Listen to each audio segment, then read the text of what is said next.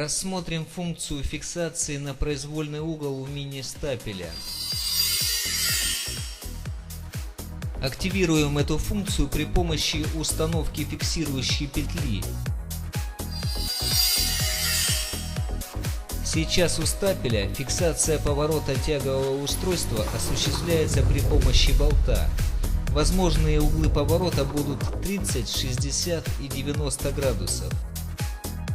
А если для работы нужно повернуть устройство, например, на 42 градуса или на 77, для этого и необходима будет функция фиксации на произвольный угол.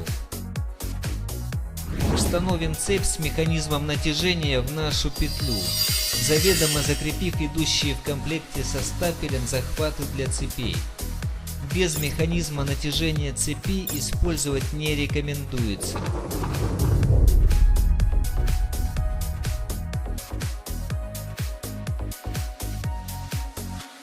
Теперь можно выставлять необходимый угол, регулируя длину цепи с двух сторон. Эта функция применяется при небольших тяговых усилиях и где нужна частая перенастройка угла вектора тяги.